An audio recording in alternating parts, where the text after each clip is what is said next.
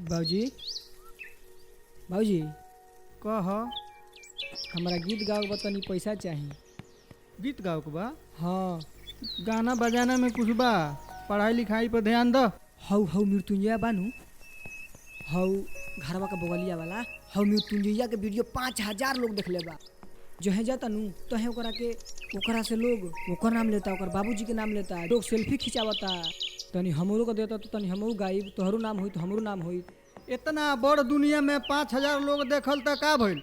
पढ़ाई लिखाई पर ध्यान द। घरे चलो, हम आवत हैं। चलो।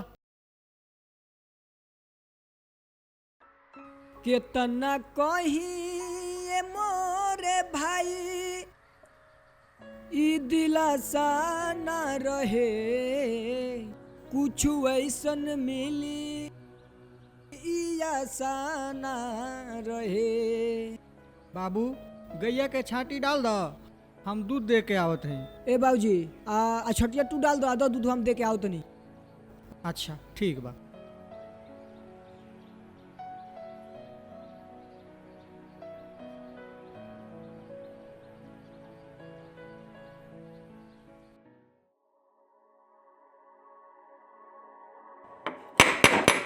कौन? हम भैया दूध वाला। अच्छा रुका, हम आओ तनी।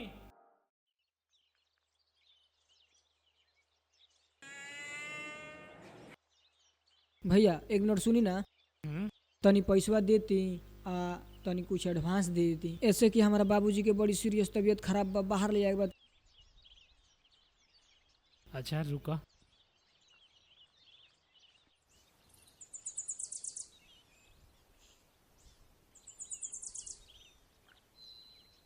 पकड़ाई।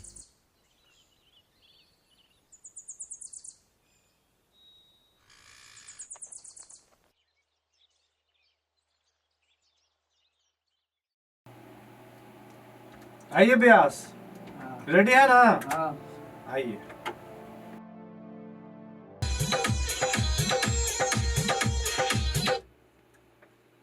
भैया प्रणाम। भैया भैया हमको भी गवा देते हैं। हो जाएगा। तो गवा दीजिए भैया। ऐसा थोड़ी ना होता है भाई, पहले आप एडवांस करोगे, म्यूजिक बनेगा तब ना गाइएगा आप। कुछ लाए हैं, रख लीजिए। हम कब आ जाएं फिर से? आप आ जाइए, एक सप्ताह में म्यूजिक बनता है तो आ जाइए।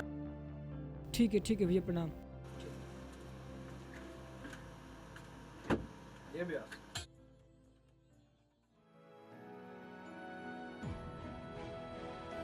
बाबू कुछ पैसा दे दी। ए जी कल ये तो लोग लड़का के पैसा देहनी हम। हमके तो कुछ पते नहीं बा, हमार तबीयत खराब बा, हमरा बाहर जाए के रहल दवाई करावे। अच्छा तो रुआ अपना लड़का से पूछ ली, हम तो पैसा देले बानी। अच्छा ठीक बा, हम पूछ ले।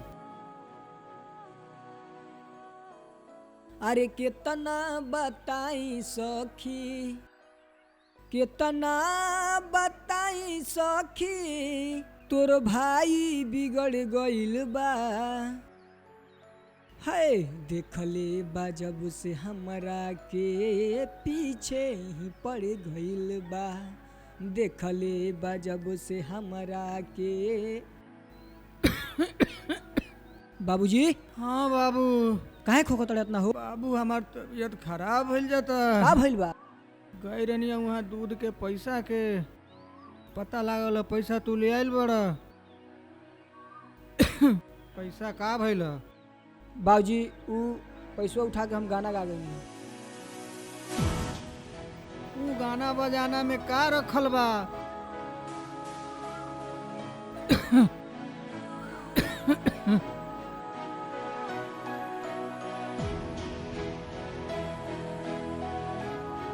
अच्छा तुझे में खुश रहा।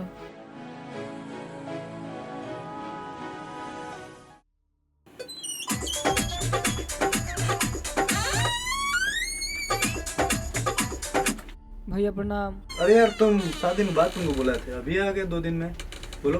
भैया बोल रहे हैं कि गाना नहीं गाना है हमको, पैसा मेरा वापस कर दो। अरे भाई ऐसे थोड़ी ना होता है। अब भैया बाबूजी के बहुत सीरियस तबीयत खराब है, पैसा दे देते तो दवाई कराने ले जाते। भैया दे दीजिए पैसों, कौन उपाय करें? बाबू कोई उपाय नहीं है, बस यही उपाय है कि 7 दिन बाद आओ, जब मैं बुलाऊं कॉल करूं तुम आओ और काम करो अपना और चले जाओ, ठीक है? बस ठीक है।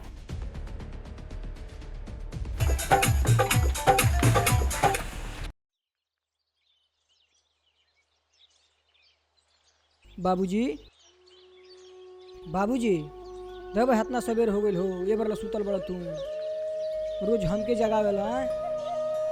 उठबा बाबूजी, उठबा, तनी भैंसिया दुहा जाओ। बाबूजी, बाबूजी, बाबूजी,